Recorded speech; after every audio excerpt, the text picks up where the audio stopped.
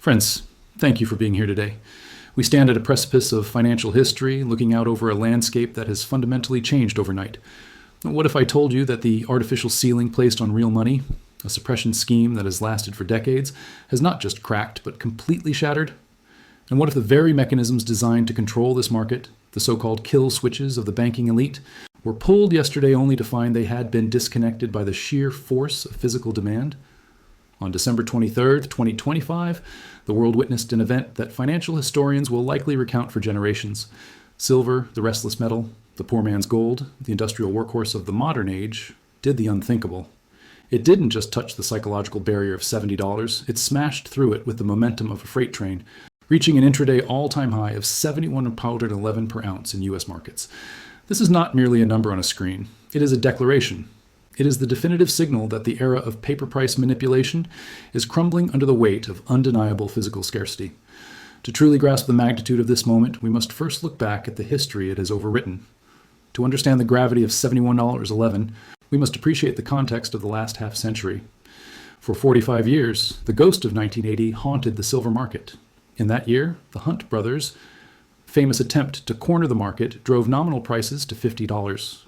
Adjusted for inflation, that peak would be over $150 today, yet the nominal number stood as an iron ceiling. Then came 2011, where silver made a valiant run, reaching $48.70, only to be crushed by margin hikes and regulatory intervention.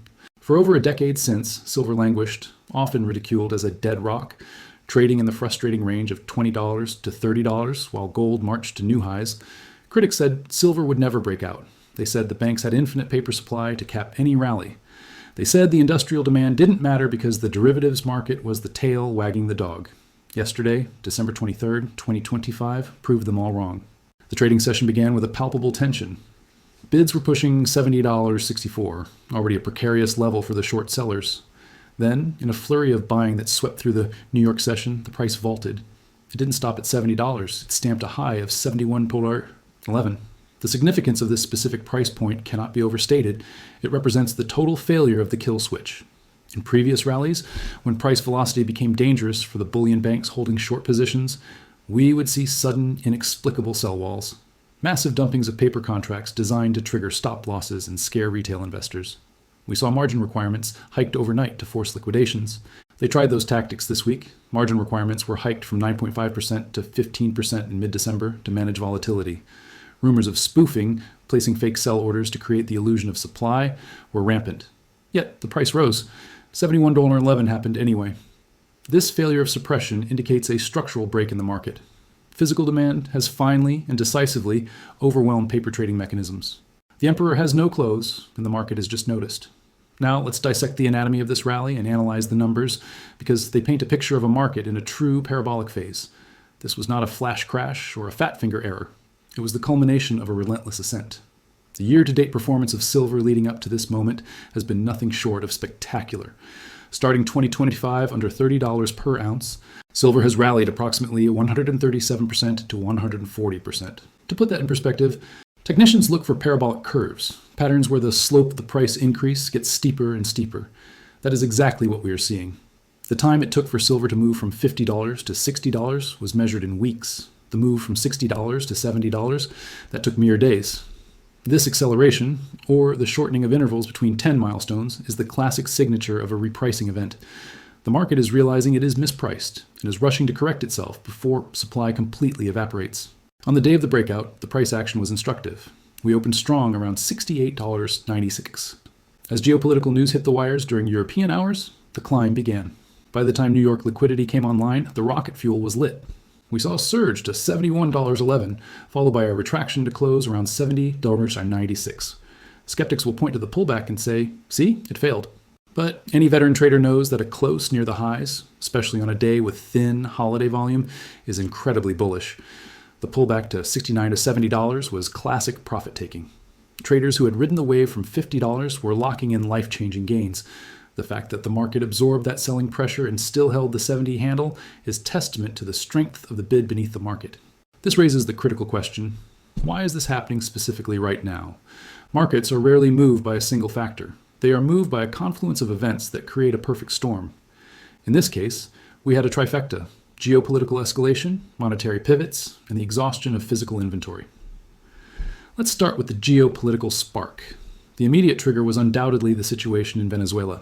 The United States escalated sanctions dramatically, moving from threats to actual enforcement actions against Venezuelan tankers. Ships were detained, insurance was pulled, and payment systems were frozen. This economic warfare was compounded by a confirmed cyber attack on PDVSA, Venezuela's state oil company, which took critical systems offline. Why does Venezuelan oil matter for silver? Because energy is the lifeblood of the global economy. When you disrupt energy flows, you spike inflation risks. When energy security becomes a question mark, capital flees from paper assets, which rely on stability, and runs toward hard assets. Silver, being both a monetary metal and an energy metal, critical for solar and nuclear, is a prime beneficiary of energy chaos. The market immediately priced in higher manufacturing costs and supply chain delays, driving a safe haven bid that spilled over from gold into silver. But the context is broader than just Venezuela. We are living in a world of fragmented geopolitical relations. Tensions in the Taiwan Strait, the unresolved conflict in Ukraine, and the continuing powder keg in the Middle East have created a baseline of anxiety. Furthermore, the BRICS nations are accelerating their de-dollarization efforts. We are seeing trade settled in yuan, rupees, and crucially, gold. As the world moves away from a single reserve currency, the value of neutral, tangible reserve assets like silver rises. Adding fuel to this fire was the Federal Reserve pivot. Governor Christopher Waller, historically a hawkish member, dropped a bombshell of commentary signaling that there is room for monetary easing in 2026. The markets, which act as a forward-looking pricing mechanism, immediately digested this. Traders priced in 2 rate cuts for the upcoming year. This is the Fed pivot that gold bugs have been waiting for. Lower interest rates reduce the opportunity cost of holding non-yielding assets. If you can get 5% in a savings account, gold and silver are less attractive.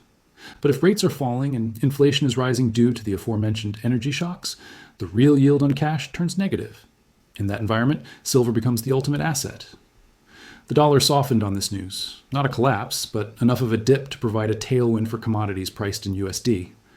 While these catalysts provided the spark, the structural deficit has been the true engine driving this rally. The driver of silver's move to $71.11 is the undeniable structural supply deficit. We are now in the 5th consecutive year where global silver consumption has exceeded global silver supply. Think about that for a moment. For half a decade, we have been eating into our above-ground stockpiles. The estimates for the 2025 deficit range from a conservative 118 million ounces to a staggering 149 million ounces. This leads us to the problem of the production cliff. Why can't we just mine more? This is the most common question from those who don't understand the geology of silver. Silver is unique because it is primarily a byproduct.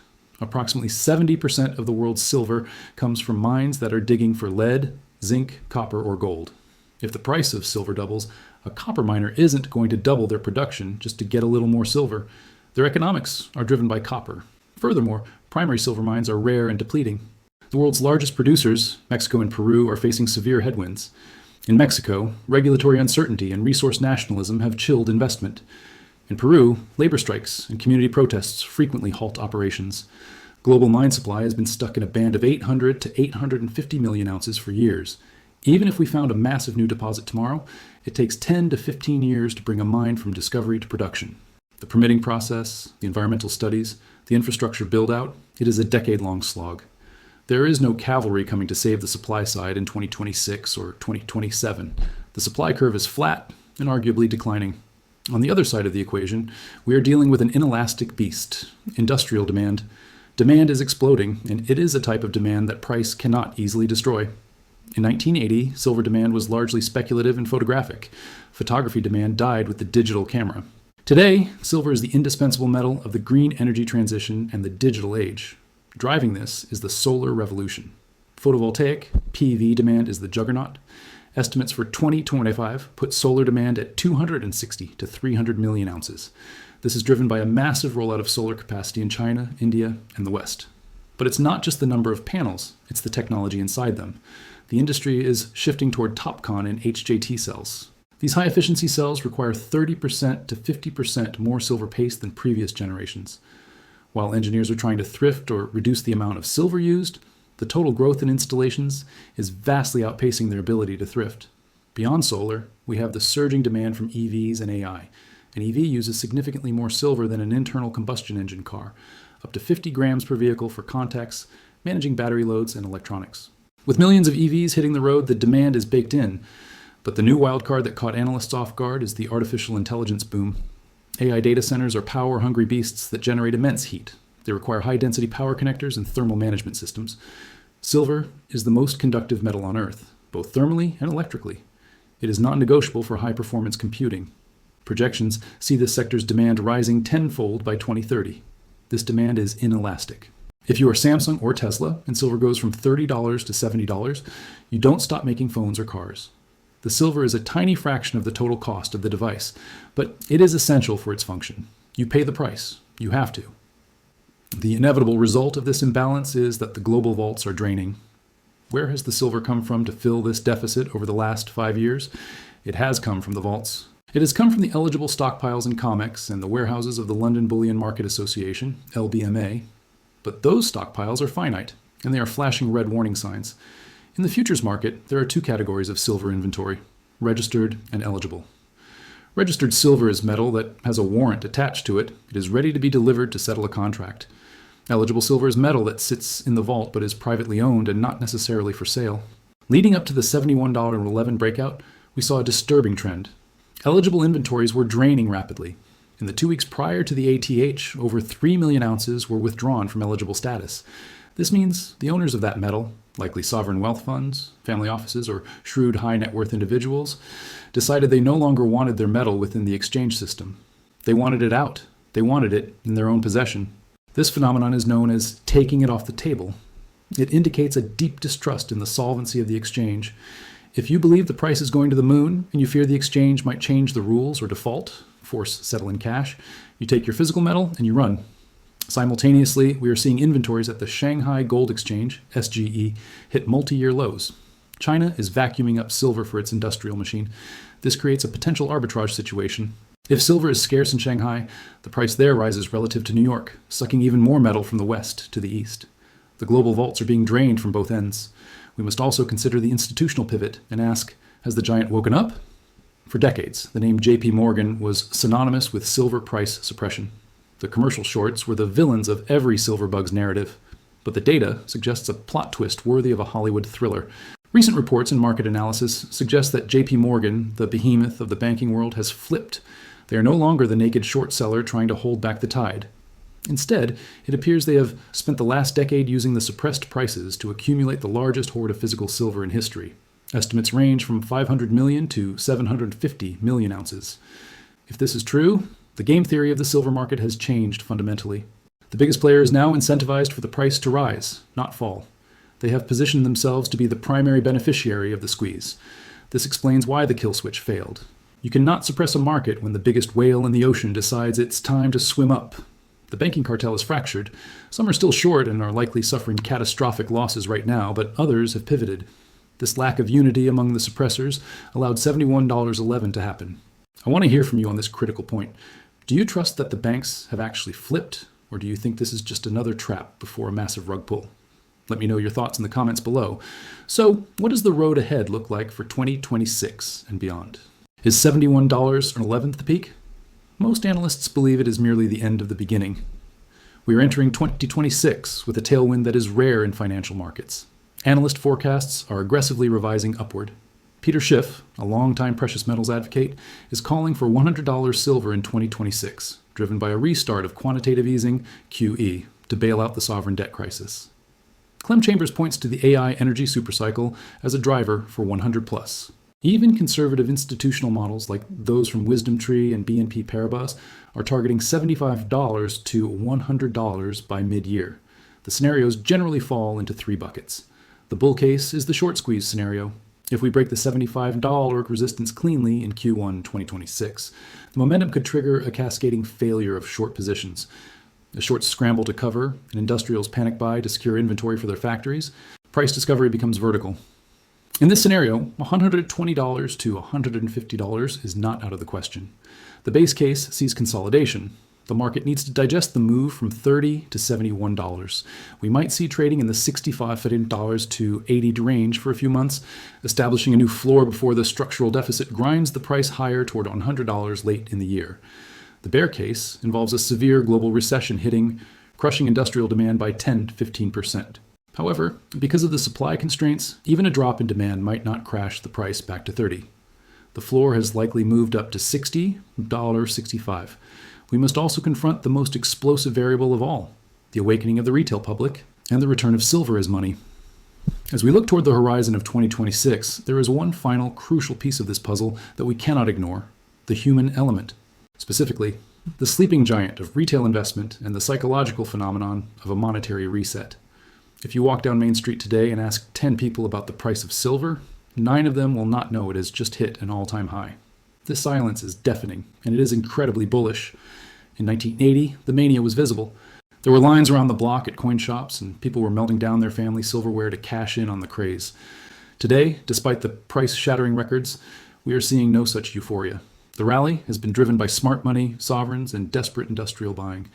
The average retail investor, the crowd that drives the final, most vertical phase of a bubble, has barely arrived. We are currently in the disbelief phase of the market cycle, where the public assumes the price is too high and will crash. But what happens when disbelief turns into realization? We are about to witness the Giffen good effect in real time. In economics, a Giffen good is a rare anomaly where demand actually increases as the price rises. Precious metals often behave this way during monetary crises. At $25, silver was boring. It was dead money. But at $71, and soon perhaps at $100, it becomes a validation of a worldview. It becomes unobtainium. As the price climbs, it signals to the public that their fiat currency is failing, triggering a feedback loop of panic buying. When the mainstream media, CNBC, Bloomberg, and the nightly news, begin to cover silver not as a commodity story but as a death of the dollar story, the floodgates will open.